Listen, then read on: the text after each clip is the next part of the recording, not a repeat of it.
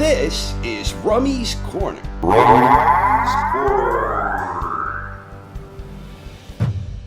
Good evening, boxing fans, and welcome back.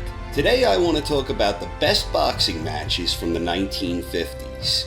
And while I obviously have not seen every boxing match from the 1950s, of those where I have seen available footage, these are the 10 that I personally believe to be the best.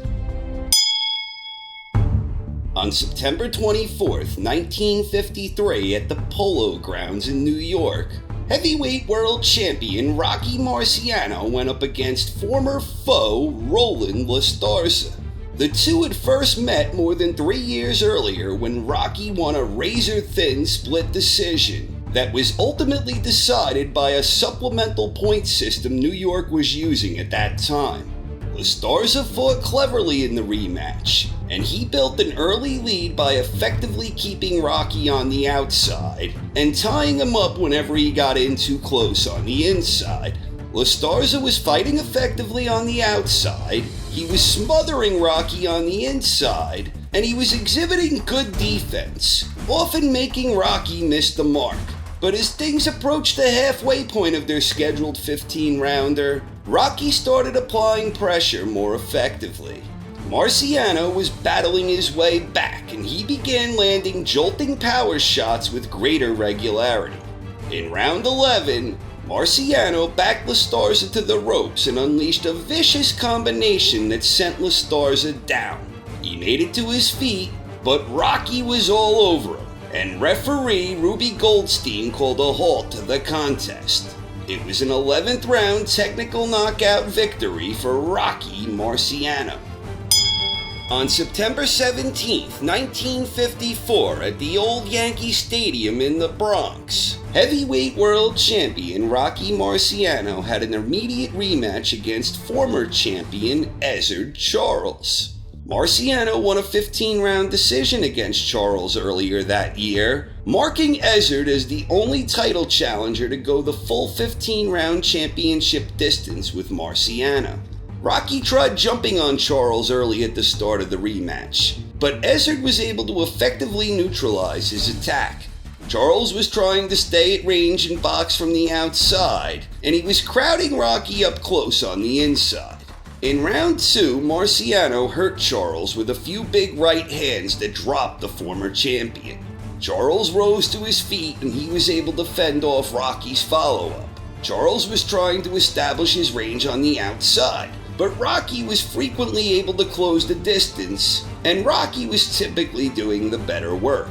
Charles busted Marciano's nose open in round 6, and this seemed to rejuvenate Ezzard's spirits as he began targeting Rocky's nose. After round 7, there was a heightened sense of urgency when Rocky's corner informed him that they couldn't stop the bleeding. A clubbing right hand from Marciano floored Charles in round 8. Charles made it to his feet, but he was badly dazed, and Rocky's follow-up attack was simply furious. A series of shots culminated with a big left that sent Charles down again. This time, Ezzard would not be beating the count. It was an 8th round knockout for Rocky Marciano. On September 13, 1950, at Olympia Stadium in Detroit, middleweight world champion Jake LaMotta squared off against challenger and former conqueror Laurent Dotil. Prior to becoming champion, LaMotta was defeated by Dotil the previous year in a 10-round unanimous decision. And this time around, the Frenchman was once again in control of the action, and he was outboxing LaMotta. Dotil appeared to be well on his way to another victory as the two combatants headed into the 15th and final round. But Dotil didn't take his foot off the gas, and he continued pressing the action. LaMotta looked tired, but then out of nowhere, he snapped into action and went on the attack himself, and it was ferocious. Dotil tried to fend him off, but LaMotta was relentless, and he dropped Dotil with just seconds left in the fight. By the time Dotil made it to his feet, referee Lou Handler had reached a count of 10, and the fight was over. It was a dramatic come-from-behind 15th round knockout for Jake LaMotta. At the time of the stoppage, all three official cards had Dotil ahead, with scores of 72-68, 74-66, and 71-69. On September 23, 1957, at the old Yankee Stadium in the Bronx, middleweight world champion Sugar Ray Robinson put his title on the line against Carmen Basilio. This match quickly became a battle of tactical chess, where Ray was looking to establish range from the outside, and Basilio was looking to get inside and fire off quick explosive attacks. Robinson was having success when out at range, but Basilio was effectively able to close the distance where he was also having success. This back and forth battle of tactical chess was fairly even over the first 10 rounds, and things began getting more brutal later in the fight as Robinson and Basilio were each landing some tremendous power shots. It was a close and competitive affair throughout the entire 15 rounds, and it was a fine display of craftiness, cleverness, and determination from both boxers. When the official cards were announced, one judge had it 9-5-1 for Basilio, referee Al Burrell had it 9-6 for Robinson, and the other judge had it 8-6-1 for Basilio. So it was a split decision, and Carmen Basilio had just become the new middleweight champion of the world.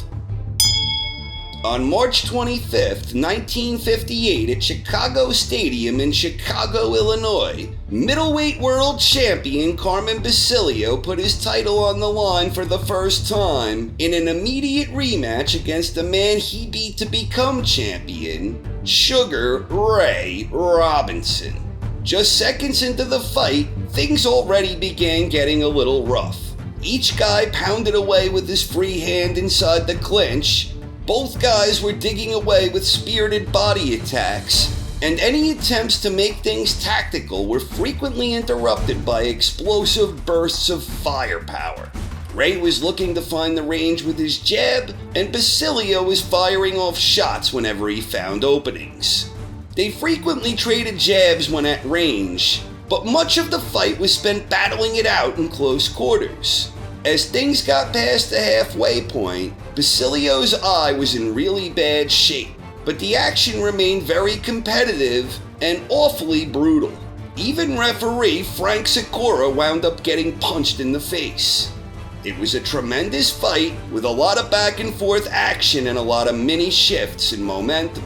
By the end of 15 rounds, little separated the courageous efforts on display from both boxers. Robinson was awarded a split decision victory.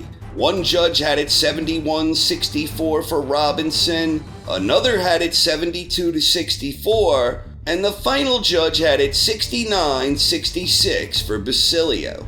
Even though Basilio's eye was nearly shut for the second half of the fight, a lot of ringside observers scored the fight for Carmen. Sugar Ray Robinson had just won the middleweight world championship for a record 5th time. On February 14, 1951, at Chicago Stadium in Chicago, Illinois, middleweight world champion Jake LaMotta put his title on the line against 5-time former foe Sugar Ray Robinson.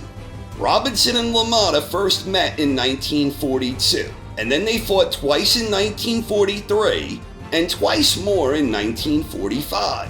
Robinson won 4 of their 5 previous encounters, with their most recent one being a 12-round split decision in favor of Ray. Robinson and LaMotta were both familiar with what the other one brought to the table, and they both exerted tremendous pride and courage in their efforts.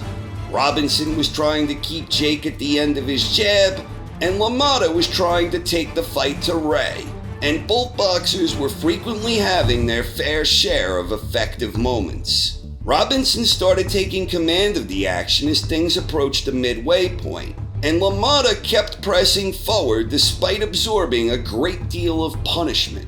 But Jake's pursuit was relentless, and LaMotta was able to rally back with a vicious attack. Now Robinson was the one who was absorbing a great deal of punishment, as LaMotta had him pinned up in the corner firing away.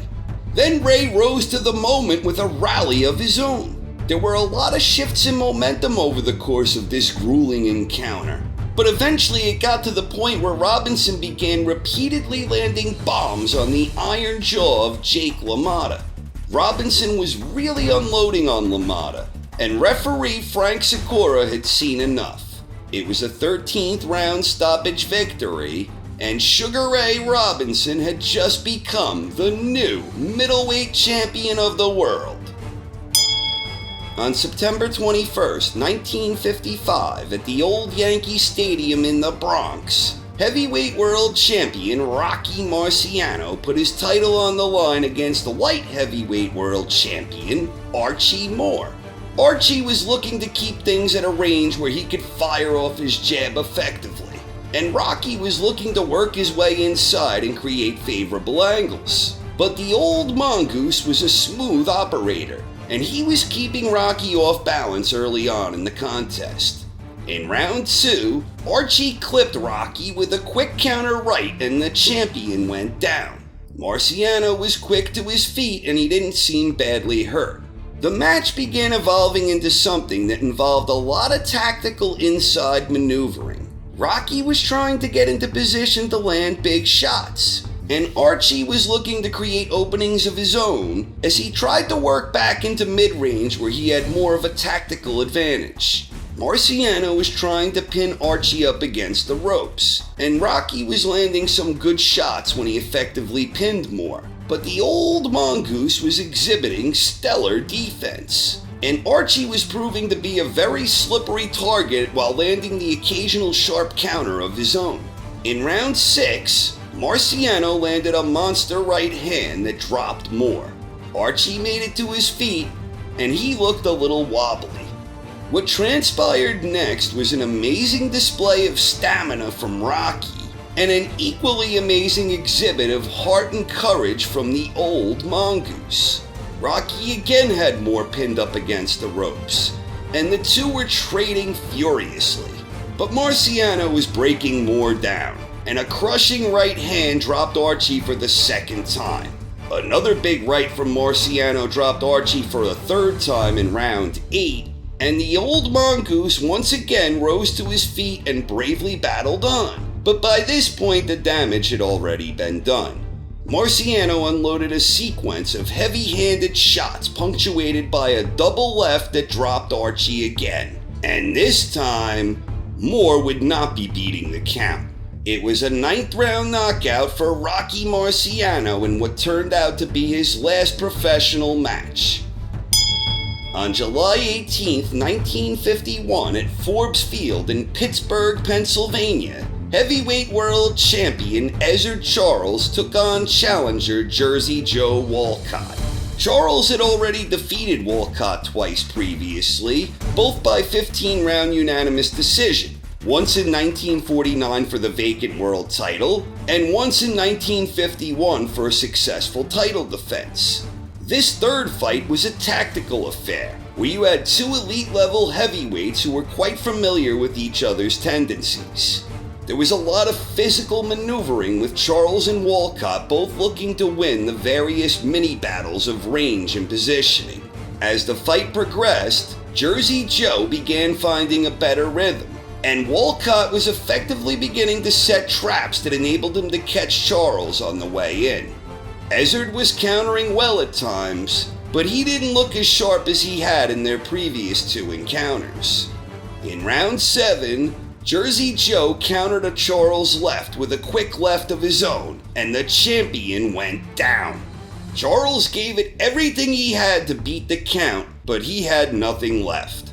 The fight was over, and Jersey Joe Walcott had just become the new heavyweight champion of the world. And at 37 years old, Jersey Joe made boxing history by becoming the oldest boxer to ever win the heavyweight championship. A record that would stand for more than 40 years until Big George had something to say about that. On September 23, 1952, at Municipal Stadium in Philadelphia, Pennsylvania, heavyweight world champion Jersey Joe Walcott went up against undefeated challenger Rocky Marciano. The champion came out aggressively and he started firing off some nice quick combinations right out of the gate. Jersey Joe then clipped Rocky with a terrific left hook that sent Marciano down.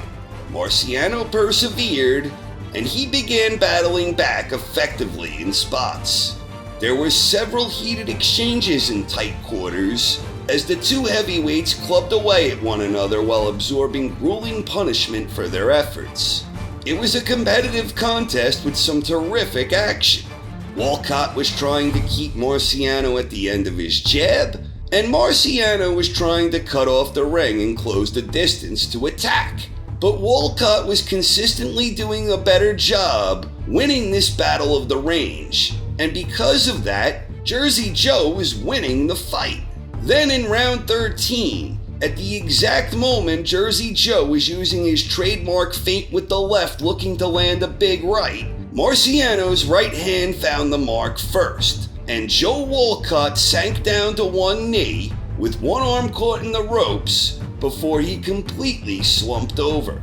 Walcott was out cold, and referee Charlie Daggard counted him out for the 10 count. Rocky Marciano had just become the new heavyweight champion of the world. At the time of the stoppage, all three judges had Walcott ahead, with scores of 7-4, 7-5, and 8-4. On December 10, 1958 at the Forum in Montreal, light heavyweight world champion Archie Moore, the Old Mongoose, went up against Canadian challenger Yvon Durrell. The fight started with both guys looking to find the range to land power shots, and about a minute in, the fighting fisherman found the mark first when he landed a big right hand that sent the champion down. Moore barely beat the count, and he looked wobbly and seemed badly hurt. Durrell followed up and started battering Moore with a prolonged assault that had Archie defensively stumbling all across the ring. Durrell's efforts simply overwhelmed Archie, who soon found himself on the canvas again. Moore beat the count, but he was soon dropped again when he was tagged by a booming right from the fighting fisherman. Archie again barely beat the count, and by this point, Durrell himself seemed a bit fatigued, and Archie was able to make it out of that first round. The action started shifting into more of a tactical affair, as Archie started slowly battling his way back. But a short combination from Durrell in round 5 had the champion down again for a fourth time. Archie again made it to his feet, and his veteran technique and championship heart allowed him to persevere, even as he continued enduring a great deal of punishment. The Old Mongoose continued to try battling his way back as Durrell continued boxing patiently and fighting intelligently. As round 7 was drawing near an end, Archie landed a series of hard clubbing shots that sent Durrell down. Durrell made it to his feet and survived the closing seconds of the round. Things started shifting back into a tactical affair, with a lot of mini shifts in momentum, and it had a lot of crowd-pleasing back-and-forth action between two determined warriors. Towards the end of round 10, the Old Mongoose caught Durrell with a roaring right hand to the ear, and Archie followed that up with some razor-sharp punches that had Durrell down again. But when referee Jack Sharkey reached a count of 8, the round was over and Durrell was saved by the bell. But not for long. A blistering barrage from the Old Mongoose had Durrell down again. Durrell made it to his feet, and incredibly he was bravely fighting back. But cool as an assassin, the Old Mongoose walked the fighting fisherman into another right hand that sent him down again for the second time in the round and the fourth and final time in the contest. Sharkey reached a count of 10 and the fight was over. It was an 11th round knockout for Archie Moore, the Old Mongoose. And there you have it, everybody. Hope you all enjoyed. There are, of course, a ton of fights from the 1950s that I haven't personally seen, but of those that I have seen that are available in full or in part, these are the 10 matches that are my personal picks for the 10 best from the 50s. And that Archie Moore versus Yvonne Durrell bout, I can honestly say, especially now that I'm around the same age Archie was from the time of that fight, I personally find that one to be truly inspirational stuff. So what did you think of my list? And which fights from the 1950s did I miss out on here? Please let me know in the comment section. Thanks for watching, everyone, and have a great night.